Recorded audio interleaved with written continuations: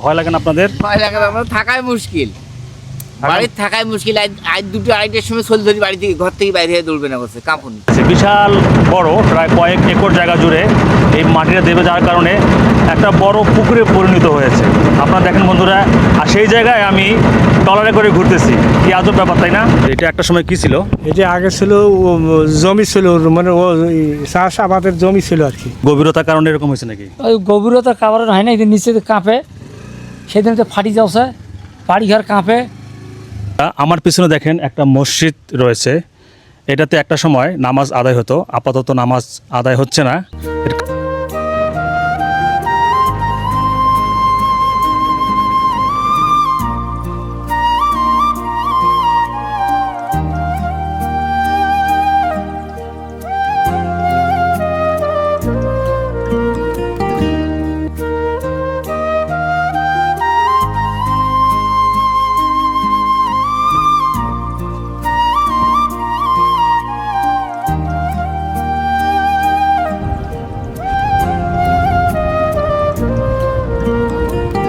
Hello বন্ধুরা, আজকে যাচ্ছি বড়পুকুরিয়া কয়লা খনির আশপাশে এলাকা ঘুরে দেখার জন্য।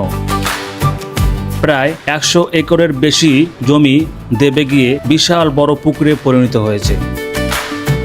সেখানে অনেকেই মৎস্য শিকার করছে, নৌকা চালাচ্ছে এবং একটি মসজিদ নাকি রয়েছে, সেটা অর্ধেক ডুবে গিয়েছে। আমি কিছু স্থানীয় লোকদের জিজ্ঞাসা করব এটা দেবে যাওয়ার পিছনে কারণ কি। সব মিলিয়ে ভিডিওটি অনেক সুন্দর হতে চলেছে। আমি দেখব এবং ভিডিও করে আপনাদের দেখানোর চেষ্টা করব আজকের এই ভিডিওতে। ঘুরতে বের হলে আসলে গন্তব্যে পৌঁছানোর আগের সময়টাও আমার কাছে অনেক ভালো লাগে। এই যে এখন পাকা রাস্তা দিয়ে যাচ্ছি, কিছুক্ষণ পরে হয়তো মাটির রাস্তা পাবো। গ্রামের ভিতর দিয়ে যেতে হবে ভাবতেই কেমন যেন ভালো লাগছে। শহরের ব্যস্ততা থেকে বের হয়ে যতই গ্রামে আসছি, ততই চারপাশটা সুন্দর লাগছে। রাস্তার দুই পাশে গাছপালা, খোলা মাঠ আর এই সুন্দর বাতাসটা, সত্যি বলতে এগুলো দেখলে মনটাই ভালো হয়ে যায়। মাঝে মাঝে মনে হয় একটু সময়ের জন্য হলেও শহরের ব্যস্ততা থেকে দূরে এসে এমন জায়গায় ঘুরে বেড়ানোর দরকার। কোনো তাড়া নেই, কোনো ব্যস্ততা নেই, শুধু রাস্তা দিয়ে যাচ্ছি আর চারপাশটা দেখছি। এখন সামনে মাটির রাস্তা পাবো, এই রাস্তা দিয়ে গ্রামের আরও ভিতরে যাব। সত্যি বলতে কি, এই পথটুকুই এখন বেশ উপভোগ করছি। সামনে কি আছে সেটার আগ্রহ তো আছেই, কিন্তু তার আগে এই পথের সৌন্দর্য আর প্রকৃতির এই শান্ত পরিবেশটাই মনটা ভরে দিচ্ছে। কথা বলতে বলতে চলে আসলাম সেই দেবে যাওয়ার জায়গাটি। বন্ধুরা দেখতে পারতেছেন, বিশাল সমুদ্রের মতো লাগতেছে। মনে হয় এটা জন্মলগ্ন থেকে আসে, আসলে না।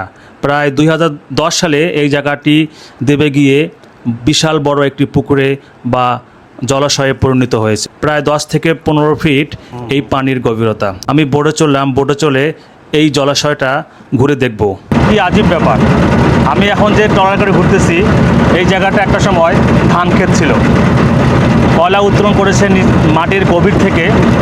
2010 সালে এই মাটিটা দেবে যে এই জলাশয় কিন্তু হয়েছে বিশাল বড়, প্রায় কয়েক একর জায়গা জুড়ে এই মাটিটা দেবে যাওয়ার কারণে এখানে একটা সমুদ্র বা নদীর মতো একটা বড় পুকুরে পরিণত হয়েছে। আপনারা দেখেন বন্ধুরা, আর সেই জায়গায় আমি ট্রলারে করে ঘুরতেছি। কি আজব ব্যাপার, তাই না?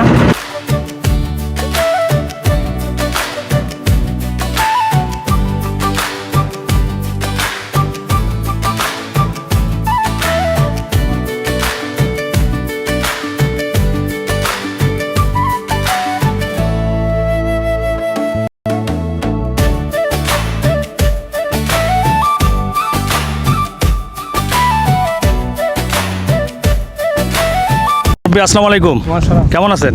আলহামদুলিল্লাহ। আচ্ছা, আমরা যে জায়গাটাতে আছি, মানে এই জায়গাটাতে দেখতেছি বড় পুকুরে পরিণত হয়েছে। এটা একটা সময় কি ছিল? এটা আগে ছিল জমি ছিল, মানে ও চাষ আবাদের জমি ছিল আর কি। পরে কি হয়েছে এটা? পরে এখন তো গভীর ইয়ে হচ্ছে, জলকর হয়ে গেছে। আপনার কি জমি আছে নাকি, পড়ছিল নাকি? হ্যাঁ হ্যাঁ হ্যাঁ, কতগুলো জমি গেছে? আমার প্রায় 1 একরের মতো আর কি, আমার ভাই সহ। কত গেছে? 1 একর। 1 একর? হ্যাঁ। আপনার ভাই সহ? হ্যাঁ। তো সরকার কি কোনো ইয়া দিছে, প্রণোদনা দিছে কোনো? প্রণোদনা কি, আমার তো জমি তো 20 লাখ টাকা একর দিচ্ছে জমি আমার। আচ্ছা, টাকা দিচ্ছে আপনাকে। হ্যাঁ, আর এই জায়গাটা একটা সময় কি ছিল? ওই জমি ছিল, আবাদি জমি ছিল, আবাদি? ফসলি। হ্যাঁ ফসলি জমি ছিল। হ্যাঁ। কবে নাগাদ এটা দেবে গেছে? এটা 2016 থেকে শুরু হয়ে গেছে দাবা। তো আপনাদের মনে কি মানে আতঙ্ক বিরাজ করে না মানে? হ্যাঁ, মাঝে মাঝে তো আমাদের ঘুম হয় না। আমাদের এই যে গ্রাম পাতি গ্রাম, জি। আমার এখানে মানে এখানে যে মাঝে মাঝে মানে এখানে যে ইয়ে করে, ওই যে ভূমিকম্প তো সামান্য 1 সেকেন্ডের থাকে না। আর এখানে মানে যখন ইয়ে হয় তখন কাপড় মানে এখানে না হলেও 5 মিনিট থাকে। মানে আশপাশে যারা বাড়িঘর নিয়ে আছে এরা আতঙ্কের মধ্যে থাকে, আতঙ্ক ভয় থাকে মানে না? আমার তো বাড়ি তো মেজের সুদে ফাটে গেছে, মানে ভাঁজ হয়ে গেছে। আমাদের এক ভাইয়ের মানে এখানে যে বাড়ি এমন হয়েছে যে মনে করেন যে ফ্রিজ রাখা দাঁড় করা যায় না, মানে ইয়ে হয়, মানে উঁচু নিচে হয়েছে। উঁচু নিচু হয়ে গেছে। সবচেয়ে আশ্চর্য বিষয় হচ্ছে আমি যেখান দিয়ে হাঁটতেছি এর নিচেও কিন্তু কয়লা উত্তোলন করেছে। মানে যে কোনো সময় এই জায়গাগুলো দেবে যেতে পারে। এখন আমরা এই মাটির রাস্তা ধরে যাব সেই মসজিদ দেখতে, যে মসজিদটি পানিতে অর্ধেক তলিয়ে গিয়েছে। আর একটি মসজিদ রয়েছে, সেই মসজিদটি নাকি ফেটে গেছে মাঝখান দিয়ে, এজন্য ভয়ে অনেকে এখানে নামাজ পড়তে আসে না। আপাতত মসজিদটি বন্ধ রয়েছে। সেই মসজিদগুলো দেখতে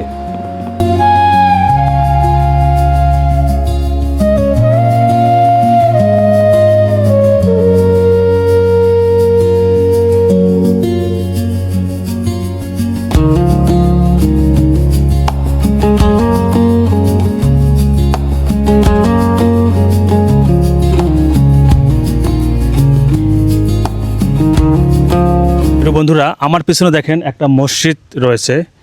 এটাতে একটা সময় নামাজ আদায় হতো, আপাতত নামাজ আদায় হচ্ছে না।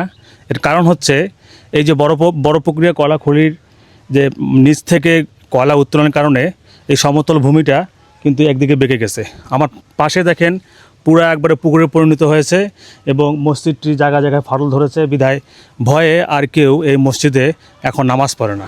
এখন যাচ্ছি সেই মসজিদটি দেখার জন্য, যে মসজিদটি পানিতে অর্ধেক তলিয়ে গেছে। বন্ধুরা দেখেন, সামনে দেখা যায়, আমরা একটু মোটরসাইকেল দাঁড় করিয়ে দেখেন জুম করে দেখাচ্ছি। ওখানে যাওয়া প্রায় অসম্ভব, মোবাইল দিয়ে জুম করে আপনাদের দেখানোর চেষ্টা করতেছি। বন্ধুরা দেখেন, মসজিদটি অনেক সুন্দর এবং এর আশপাশে অবশ্যই বাড়ি ছিল, যেহেতু মসজিদ ছিল, বাড়িও ছিল। বাড়িগুলো পরবর্তীতে সরিয়ে নেওয়া হয়েছে, মসজিদটি কিন্তু সেই আগের জায়গায় রয়েছে। এই যে আমার সামনে যে রাস্তাটা দেখতে পারতেছেন, এই রাস্তাটা কিন্তু দেখেন এখানে যে শেষ, এখানে যে শেষ, এই যে পরে কিন্তু দেবে গেছে। এই যে ধ্বংসস্তূপ দেখা যায়, বাড়ি ছিল এবং ওই মাথায় আছে একটা রাস্তা। এই রাস্তা কিন্তু আগে এই সংযোগ ছিল, এটা দেবে যাওয়ার কারণে এটা এখন বড় পুকুরে পরিণত হওয়ার কারণে এই দিক দিয়ে যাওয়া সম্ভব না। তারই প্রমাণ দেখেন, একটা সময় এই রাস্তা দিয়ে যাতায়াত করা যেত, এখন কিন্তু যাওয়া যায় না।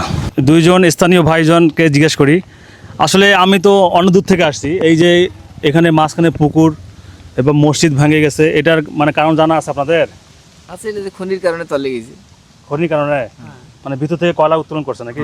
ভেতর থেকে কয়লা উত্তোলন করছে, এটা তখন ধীরে তো দাপতে দাবছে আছে, ধীরে দাপতে ধীরে। আছে, এখন আর যখন ধীরে ধীরে দাবছে, আর মানুষ এক একজন এক এক জায়গায় গেছে, টাকা পাইছে। সরকার থেকে ইয়ে দিছে, হ্যাঁ, বড় টাকা দিছে। টাকা দিয়েছে, কিন্তু সরকার আপনারা যে মানে থাকেন আশেপাশে যারা এলাকাবাসী আছেন, মানে ভয় লাগে না আপনাদের? ভয় লাগে, আমরা থাকাই মুশকিল, বাড়ির থাকাই মুশকিল। আজ 2-2:30টার সময় চল ধরি বাড়ি থেকে, ঘর থেকে বাইরে দৌড়বে না করছে। কাঁপুনি, কিসের জন্য কাঁপুনি, নিচের কাঁপুনি। কাঁপুনিটা হয় কিসের জন্য? যখন কয়লা তোলে, কয়লা টানছে, ভাঙি পড়তেছে, ওটার কাঁপুনির কারণে আমাকে বাড়ি ঘর থাকা যায়। মানে ভূমিকম্পের মতো কাঁপুনি হয়? হ্যাঁ। ভয় লাগে, যেহেতু আপনাদের আশপাশে কয়েকটা জায়গা তলে গেছে, সেটার পূর্বের অভিজ্ঞতা অনুযায়ী আপনাদের একটু ভয় লাগে? একেবারে দাবি যাবে না, এটা ভয় আমরা করি না। আমরা ভয় করি যে কাঁপুনিটি যদি ভূমিকম্পের মতন কাঁপুনি এলে তো ঘর ভাঙি পড়বে, ঘরে তো আর থাকা যাবে না। আচ্ছা তখন তো বাইরে দৌড় ধরতে হয়, সেলফি লোক ধরি। আচ্ছা, আসসালামু আলাইকুম। ওয়ালাইকুম সালাম। ভালো আছেন আপনি? আসি ভালো বাবা। এই যে আমি এখানে একবারে পুকুরের কিনারে একটা মসজিদ দেখলাম, নামাজ এখন হচ্ছে না, না, নামাজ হচ্ছে না বা। এটা কারণটা কি? ওই গভীরতা কাভার হয় না, এদের নিচে কাঁপে, সেদিন তো ফাটি যাচ্ছে, বাড়ি ঘর কাঁপে। এটা কাঁপুনি হয়? হ্যাঁ, এটা কাঁপুনি হয়। কাঁপুনি হওয়ার কারণে জায়গায় জায়গায় এই মসজিদের ফাটল ধরছে নাকি? মসজিদে ফাটা ধরছে, তারপর অনেক জায়গায় ক্ষয়ক্ষতি তো হচ্ছে খুব।